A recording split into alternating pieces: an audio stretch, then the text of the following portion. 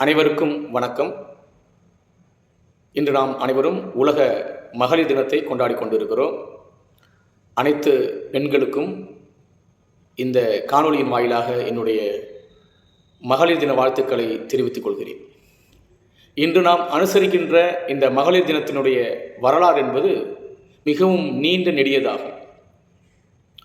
காலம் காலமாக பெண்கள் மீது திணிக்கப்பட்ட வன்முறைகள் மற்றும் சமூக ஒடுக்குமுறைகளின் ஒட்டுமொத்த கருத்தாக்கம்தான் இன்றைய மகளிர் தினமாகும். 1857ஆம் ஆண்டு வாக்கில் அமெரிக்காவை சேர்ந்த பெண்கள் எல்லாம் தம்முடைய வேலைக்கு இணையான கூலியை வழங்க வேண்டும் என போராடி இருக்கிறார்கள். தமது வேலைக்கான கூலியை பெறுவதற்கு கூட அன்று ஆணாதிக்கவாதிகளின், தம்மோடு பணியாற்றக்கூடிய கண்காணிகளின் உடற்பசிக்கு தம்மை இரையாக்கிக் கொள்ள வேண்டிய சூழ்நிலையில் இருந்திருக்கிறார்கள் என்பது வரலாற்றினூடாக நம்மால் காண முடிகிறது. 1908ஆம் ஆண்டில் ஐரோப்பாவை சேர்ந்த பெண்கள் தம்முடைய அமைப்புகளை உருவாக்கி கொண்டு வாக்குரிமைக்காக போராடி இருக்கிறார்கள். இவற்றையெல்லாம் நாம் பார்க்கிற பொழுது பெண்கள் மிக பெரும் பதவிகளை அலங்கரிப்பதற்காகவும் மிகவும் சொகுசான வாழ்க்கையை வாழ்வதற்காகவும் போராடி இருக்கவில்லை.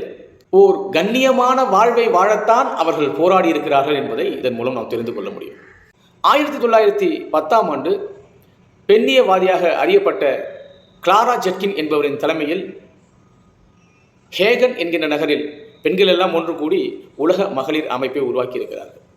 அதன் மூலமாக 1911ஆம் ஆண்டு அதே ஹேகன் நகரிலே ஆஸ்திரியா, ஜெர்மனி, டென்மார்க் உள்ளிட்ட பல்வேறு ஐரோப்பிய நாடுகளை சேர்ந்த பெண்கள் எல்லாம் ஒன்று கூடி சர்வதேச உலக மகளிர் தினத்தை கொண்டாடுவது என உறுதியேற்றார்கள்.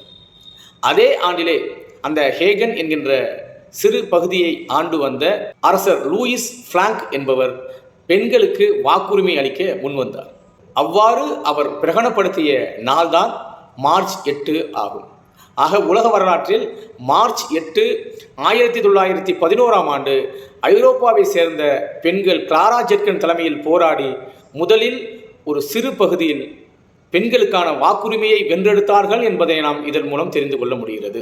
இந்த உலக மகளிர் தினத்திற்கான தேவை மற்றும் உலக அளவிலான பெண்களின் சங்கத்திற்கான தேவை என்பது பல்வேறு காலகட்டங்களில் உலகம் முழுவதும் பெண்ணியவாதிகளால் கொண்டு சேர்க்கப்பட்டிருக்கிறது. அதன் உச்சபட்சமாக 1977ஆம் ஆண்டில் முதலாக ஐநா சபை மகளிர் தினத்தை கொண்டாடுவதற்காக ஊக்குவிக்கிறது.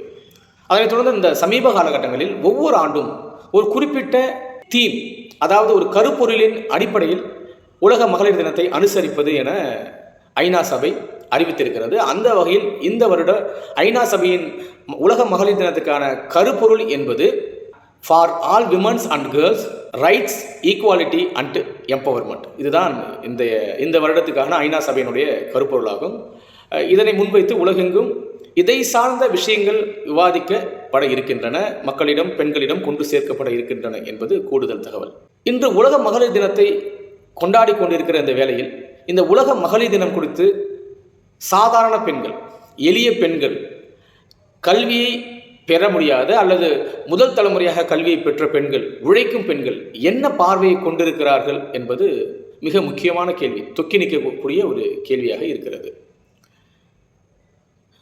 ஒரு காலகட்டத்தில் பெண்கள் மீது மிக நேரடியாக திணிக்கப்பட்ட குடும்ப வன்முறைகளும் சமூக தடைகளும் இன்று சோஷியல் மீடியா மற்றும் மெயின் ஸ்ட்ரீம் மீடியா என்று அழைக்கப்படுகின்ற சமூக வலைத்தளங்கள் மற்றும் சினிமா போன்ற ஊடகங்களின் மூலமாக மிக நேர்த்தியாக செயல்படுத்தப்படுகிறது.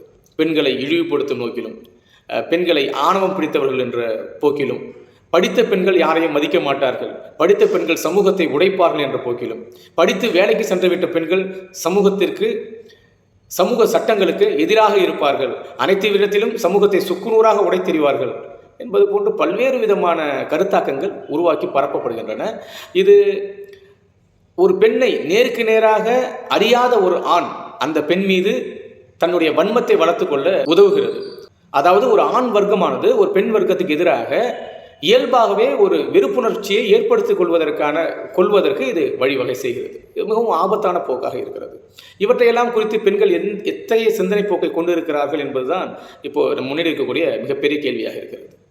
பெண்களின் ஆளுமையை ஏற்றுக்கொள்ள தயாராக இல்லாத இந்த ஆணாதிக்க சமூகத்தில் பெண்கள் இதை குறித்தெல்லாம் என்ன விதமான சிந்தனை வயப்பட்டிருக்கிறார்கள், எந்த விதமான சிந்தனை போக்குகளை கொண்டிருக்கிறார்கள் அல்லது கண்ணோட்டத்தை கொண்டிருக்கிறார்கள் என்பது நாம் இன்று விவாதிக்க வேண்டிய ஒரு முக்கியமான செய்தியாக இருக்கிறது. இத்தகைய சூழலில் பெண்கள் தம்மை அனைத்து விதமான சுரண்டல்களிலிருந்தும், ஒடுக்குமுறைகளிலிருந்தும், சமூக தடைகளிலிருந்தும் விடுவித்துக் கொள்ள வேண்டும் என்று சொன்னால் அவர்கள் தம்மை அதிகாரப்படுத்திக் கொள்வது மிக மிக முக்கியமானதாக இருக்கிறது.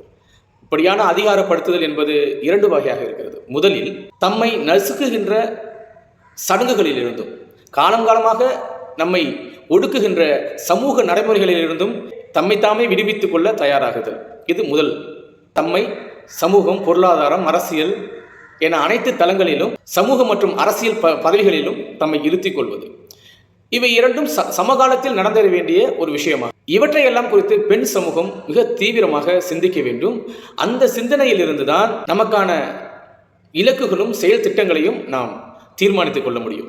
நம்முடைய எதிர்கால சந்ததியினர் சுதந்திர காற்றை சுவாசிக்க வேண்டும், சமத்துவமான ஒரு சமூகத்தில் வாழ வேண்டும் என பெண்கள் நினைப்பீர்களானால் இன்றே நம்முடைய பணியை துவங்க வேண்டும்.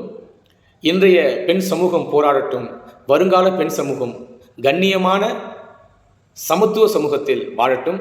அனைவருக்கும் என்னுடைய புரட்சிகர உலக மகளிர் தினத்தை மீண்டும் ஒரு முறை தெரிவித்துக் கொள்கின்றேன். நன்றி. இந்த வீடியோ உங்களுக்கு பிடிச்சிருந்தா லைக் பண்ணுங்க, ஷேர் பண்ணுங்க, கமெண்ட் பண்ணுங்க அண்ட் கற்பித்தமிழ் சேனலுக்கு சப்ஸ்கிரைப் பண்ணுங்க.